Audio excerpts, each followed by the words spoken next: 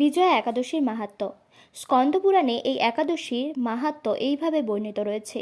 মহারাজ যুধিষ্ঠির শ্রীকৃষ্ণকে বললেন, হে বাসুদেব, ফাল্গুন মাসের কৃষ্ণপক্ষের একাদশীর মাহাত্ম্য অনুগ্রহ করে আমাকে বলুন।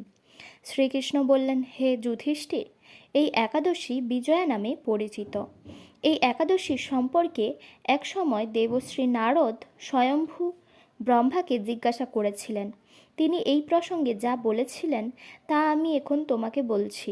এই পবিত্র পাপ বিনাশকারী ব্রত মানুষকে জয়দান করে বলে বিজয়া নামে প্রসিদ্ধ।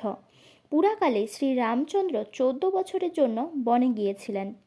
সীতা ও লক্ষ্মণের সঙ্গে তিনি পঞ্চবটী বনে বাস করতেন। সেই সময় লঙ্কাপতি রাবণ দেবী সীতাকে হরণ করে। সীতার অনুসন্ধানে রামচন্দ্র চতুর্দিক ভ্রমণ করতে থাকেন। তখন মৃতপ্রায় জটায়ুর সাথে তার সাক্ষাৎ হয়। জটায়ু রাবণের সীতাহরণের সমস্ত বৃত্তান্ত রামচন্দ্রকে জানিয়ে মৃত্যুবরণ করে। এরপর সীতা উদ্ধারের জন্য বানররাজ সুগ্রীবের সাথে তিনি বন্ধুত্ব স্থাপন করেন। ভগবান রামচন্দ্রের কৃপায় হনুমান লঙ্কায় গমন করেন। সেখানে অশোকবনে সীতা দেবীকে দর্শন করে শ্রীরাম প্রদত্ত অঙ্গুরীয় তাকে অর্পণ করেন। ফিরে এসে শ্রী রামচন্দ্রের কাছে লঙ্কার সমস্ত ঘটনার কথা ব্যক্ত করেন। হনুমানের কথা শুনে রামচন্দ্র সুগ্রীবের পরামর্শে সমুদ্র তীরে যান। সেই দূরস্তর সমুদ্র দেখে তিনি লক্ষ্মণকে বললেন, হে লক্ষ্মণ, কিভাবে এই অগাধ সমুদ্র পার হওয়া যায় তার কোনো উপায় খুঁজে পাচ্ছি না। উত্তরে লক্ষ্মণ বললেন, হে পুরুষোত্তম, সর্বজ্ঞাতা আদিদেব আপনি, আপনাকে আমি কি উপদেশ দেব? তবে বকদালভ্য নামে এক মুনি এই দ্বীপে বাস করেন। এখান থেকে 4 মাইল দূরে তার আশ্রম। হে রাঘব, আপনি সেই প্রাচীন ঋষিশ্রেষ্ঠকে এই উপায় জিজ্ঞাসা করুন। লক্ষ্মণের মনোরম কথা শুনে তারা সেই মহামুনির আশ্রমে উপনীত হলেন। ভগবান রামচন্দ্র ভক্তরাজ সেই মুনিকে প্রণাম করলেন। মুনিবর রামচন্দ্রকে পুরাণ পুরুষ বলে জানতে পারলেন। আনন্দ ভরে জিজ্ঞাসা করলেন, হে রামচন্দ্র, কী কারণে আপনি আমার কাছে এসেছেন তা কৃপা করে বলুন।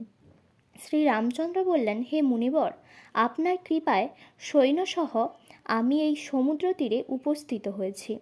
রাক্ষসরাজের লঙ্কা বিজয় করাই আমাদের প্রধান উদ্দেশ্য। যাতে এই ভয়ঙ্কর সমুদ্র উত্তীর্ণ হতে পারি তার উপায় জানবার জন্য আমরা আপনার কৃপা প্রার্থনা করি। মুনিবর প্রসন্ন চিত্রে পদ্মলোচন ভগবান শ্রী রামচন্দ্রকে বললেন, হে রাম, আপনার অভীষ্ট সিদ্ধির জন্য যে শ্রেষ্ঠ ব্রত করণীয় আমি তা বলছি। ফাল্গুন মাসের কৃষ্ণপক্ষের বিজয়া নামক একাদশীর ব্রত পালনে আপনি নিশ্চয় সৈন্যসহ সমুদ্র পার হতে পারবেন। এই ব্রতের বিধি শ্রবণ করুন।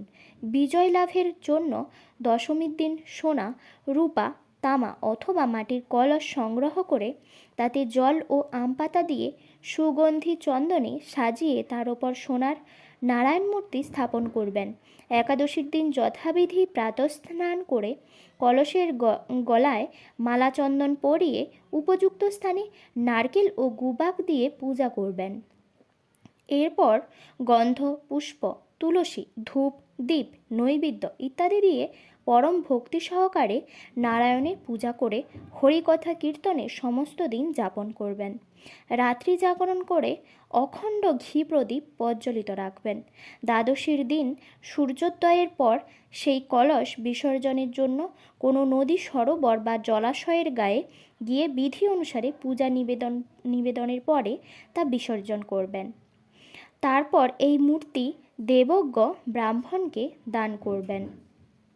এই ব্রত প্রভাবে নিশ্চয়ই আপনার বিজয় লাভ হবে।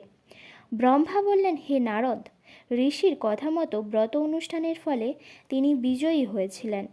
সীতাপ্রাপ্তি, লঙ্কা জয়, রাবণ বধের মাধ্যমে শ্রী রামচন্দ্র অতুল কীর্তি লাভ করেছিলেন।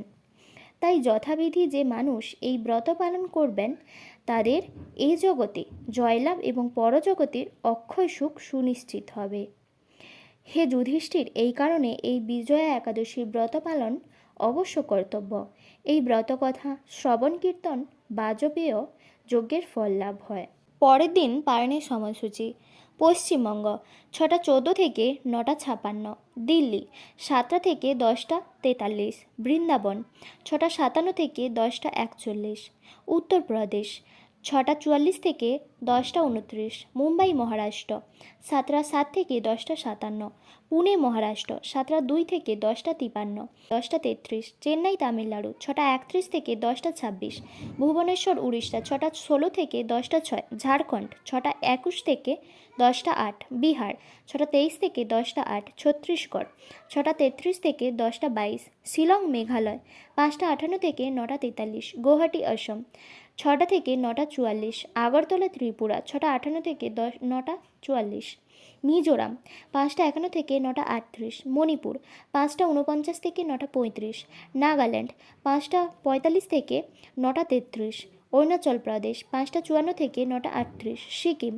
6টা 14 থেকে 9টা 58, হিমাচল প্রদেশ 7টা 4 থেকে 10টা 45, পাঞ্জাব 7টা 10 থেকে 10টা 51, হরিয়ানা 7টা 4 থেকে 10টা 47, রাজস্থান 7টা 11 থেকে 10টা 56, গুজরাট 7টা 16 থেকে 11টা 3, মধ্যপ্রদেশ 6টা 49 থেকে 10টা 36, হায়দ্রাবাদ তেলেঙ্গানা 6টা 43 থেকে 10টা 34, বিশাখাপত্তনম অন্ধ্রপ্রদেশ 6টা 27 থেকে 10টা 25, মালদ্বীপ 6টা 20 থেকে 10টা 20, মায়ানমার 6টা 35 থেকে 10টা 24, পাকিস্তান 6টা 53 থেকে 10টা 32, মালয়েশিয়া 7টা 26 থেকে 11টা 27, সিঙ্গাপুর 7টা 16 থেকে 11টা 18।